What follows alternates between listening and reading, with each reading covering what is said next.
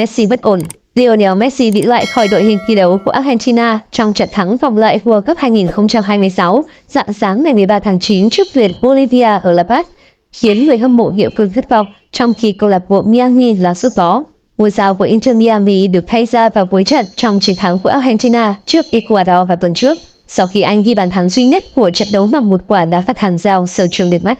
Huấn luyện viên Lionel Scaloni của đội tuyển Argentina cho biết sau trận đấu đó rằng Messi đã cảm thấy điều gì đó bất ổn, trong khi bản thân cầu thủ này nói là anh chỉ hơi mệt, và rồi Messi không có tên trong đội hình xuất phát hoặc trong số những người thay thế của huấn luyện viên Scaloni cho trận đấu với Bolivia ở vòng loại World Cup 2026. Leo Messi chưa sẵn sàng thi đấu. Buổi tập cuối cùng, cậu ấy đã cố gắng di chuyển một chút nhưng không cảm thấy thoải mái. Chúng tôi quyết định không mạo hiểm với Messi, huấn luyện viên Scaloni chia sẻ sau trận thắng Bolivia 3-0. Messi không cần thiết phải ra sân ở mọi trận đấu. Vẫn còn những trận quan trọng sắp diễn ra, và đấy là một trận đấu khó khăn. Ngay cả khi Messi vào sân từ băng ghế dự bị cũng có thể gặp nguy cơ chấn thương.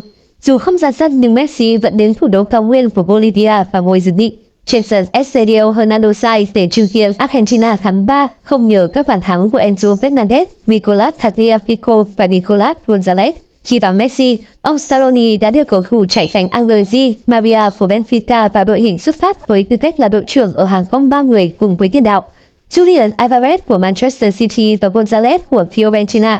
Điều cầu thủ xuất sắc nhất thế giới trao chức bằng đội trưởng là điều không thể tin được. Tôi rất tự hào, Di Maria nói sau chiến thắng.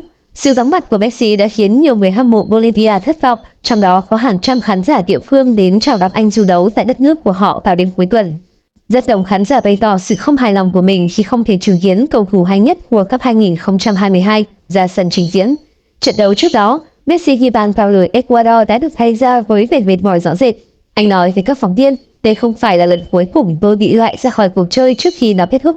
Thực tế, Messi đã trải qua nhiều cuộc kiểm tra y tế khác nhau trước khi đội tuyển Argentina bay đến Bolivia như một biện pháp phòng ngừa vì lý do mệt mỏi của anh. Ngôi sao của Inter Miami đã đáp nhiều chuyến bay kể từ khi anh đến Mỹ với các điểm dừng ở Nashville, Los Angeles, New York và Cincinnati.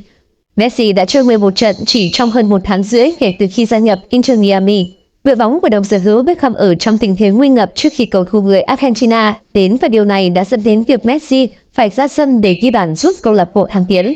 Anh không có một giai đoạn tập luyện kiên mùa giải thích hợp cho việc sẵn sàng góp mặt trên sân với mức độ thi đấu dày. Tuy nhiên, Messi đã rất cố gắng thể hiện một phong độ ấn tượng sau khi gia nhập đội bóng Miami vào tháng 7. Anh đã ghi 11 bàn sau nhiều trận đấu, đồng thời giúp câu lạc bộ lần đầu tiên giành League West Cup, lọt vào trận chung kết US Open Cup và trở lại cuộc group play-off ở bảng miền Đông của giải Ngang nghề Mỹ. Với lẽ, Miami đang là sút vó với tình trạng sức khỏe của tiền đạo 7 lần giành quả bóng vàng. Messi tậu biệt thự tuyệt đẹp hơn 10 triệu USD ở Miami. Messi cùng vợ con nhanh chóng tìm được nhà mới ở Mỹ là biệt thự bên bờ sông trị giá 10,8 triệu USD, cách sân tập Inter Miami chưa đầy 15 phút lái xe. Giờ Paris sau 2 năm kém vui cùng PSG, Messi có khởi đầu mới trên cả tuyệt vời tại Mỹ, mang đến cơn sốt chưa từng có với Inter Miami. Không chỉ thăng hoa trên sân, Messi cùng vợ con còn tận hưởng cuộc sống vui vẻ, thoải mái nơi xứ sở hoa. Bên cạnh những người bạn thân bao năm ở Barcelona là hậu vệ Jordi Alba và tiền vệ Sergio Busquets. Và không mất nhiều thời gian, Messi cùng vợ đã kiếm được ngôi nhà ưng ý ở Florida. Đó là biệt thự tuyệt đẹp bên bờ sông trong khu nhà giàu Fort Lauderdale, trị giá 10,8 triệu USD. Dinh thự nhà Messi rộng gần 1.000 m², trong đó có 10 phòng ngủ, một hồ bơi, phòng spa và 2 bến tàu. Và chỉ cách sân Diego de Pinoca cũng như sân tập của Inter Miami chưa đầy 15 phút lái xe.